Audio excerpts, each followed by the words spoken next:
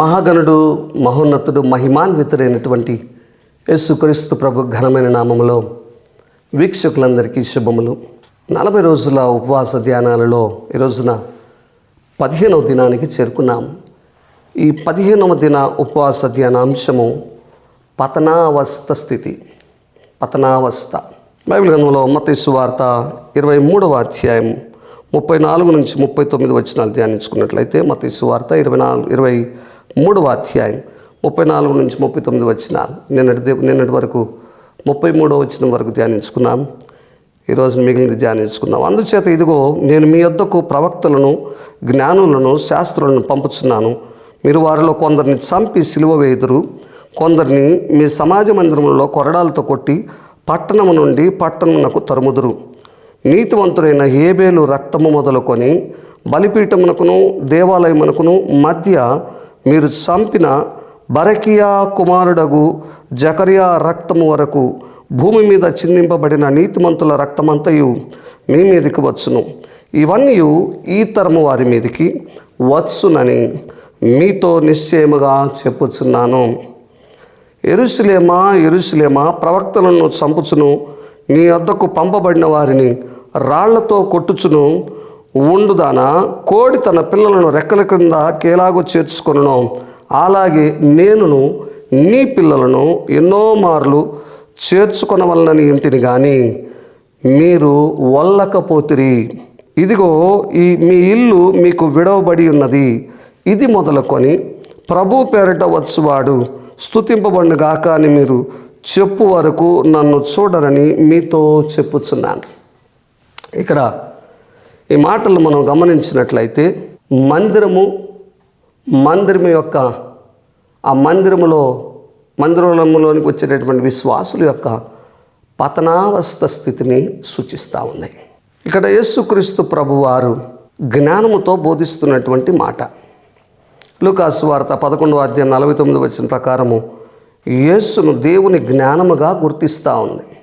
లూకాసు వార్త 11వ అధ్యాయం 49 వచనం చూస్తే యేసుక్రీస్తు ప్రభువే దేవుని జ్ఞానముగా గుర్తిస్తూ ఉంది. ఇక్కడ ప్రభు క్రీస్తు శకము 70వ సంవత్సరాల దేవాలయము నాశనం చేయబడబోతుందని ముందే చెప్పారు. ఈ దేవాలయము పతనావస్థ స్థితిలోనికి వచ్చేసింది. జరగబోయే దాని గురించి స్పష్టంగా వివరిస్తూ ప్రస్తావిస్తూ పలికినటువంటి మాట. నీతిమంతులను ద్వేషించే కాలం, దూషించినందువలన, ద్వేషించున్నందుని బట్టి దేవుని యొక్క ఉగ్రత మీ మీదకి వస్తుందని ప్రభు హెచ్చరిస్తూ ఉన్నారు. దేవుని యొక్క ఉగ్రతను భరిస్తుంది సంఘము. యేసుక్రీస్తు ప్రభుని, క్రీస్తుని విశ్వసించే వారిని హింసిస్తూ వచ్చారు. ఆ మొదటి శతాబ్దమును మనం గమనించినట్లయితే చరిత్రలో అంతకు మునిపే ప్రవక్తలను, పాత నిబంధనలో ప్రవక్తలను కూడా చంపినట్లుగా ప్రభు పేర్కొన్నారు. ఈ వాక్యములో హేబేలు మొదలుకొని దేవుని విశ్వసించినటువంటి, దేవుని చిత్తానుసారము అర్పణ అర్పించినటువంటి హేబేలు సొంత అన్నే కయ్యను చంపేశాడు. రక్తం మొరపెట్టింది. అక్కడ నుంచి బరకియా కుమారుడైనటువంటి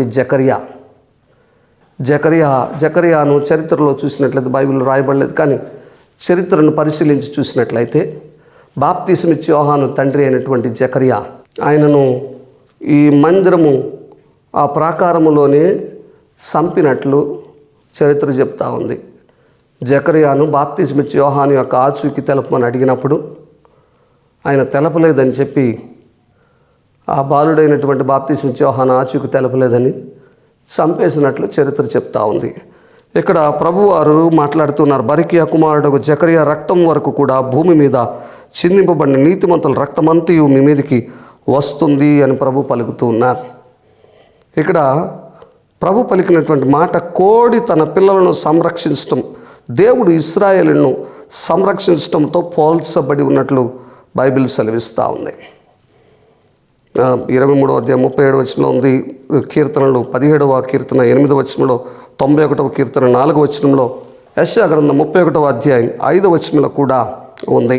ప్రభు కాపాడాలని ప్రయత్నం చేస్తున్నప్పుడు కూడా వారు వల్లకపోతిరి అని రాయబడతా ఉంది. వారు తృణీకరించారు. దేవుని యొక్క సంరక్షణను తృణీకరించారు. దేవుని యొక్క చిత్తానికి వ్యతిరేకంగా, యేసుక్రీస్తు ప్రభువుకి వ్యతిరేకంగా వారు యేసు ప్రభుని సిలువేయండి, సిలువేయండి, సిలువేయండి అని పలికినటువంటి మాటలను ముందుగానే ప్రభు జ్ఞాపకం చేస్తున్నాను. ఇల్లు విడవబడి ఉన్నదనే మాట, తన ఇల్లు అంటే దేవాలయమును ప్రభు విడిచిపెట్టేశాడు. అయితే అదే ప్రజలు కొన్ని దినాలేమో యేసుక్రీస్తు ప్రభుని ఆహ్వానించారు, ఉత్సాహంతో ఆహ్వానించారు. గాడిద పిల్లని వచ్చినటువంటి యేసు ప్రభుని మత్తయి సువార్త 21:9 ఉత్సాహంగా ఆహ్వానించినట్లు కూడా మనం చూస్తున్నాం. 118 కీర్తన 26 కూడా మనం చూస్తాం. దేవుని పేరట వచ్చి వాడు స్తుతింపబడును గాక, ఇది మొదలుకొని ప్రభు పేరట వచ్చి వాడు స్తుతింపబడును గాక అని వారు ఆహ్వానించారు, ఆనందించారు. కానీ అదే నోళ్లతో యేసుక్రీస్తు ప్రభు సిలువేయబడాలని పలికారు.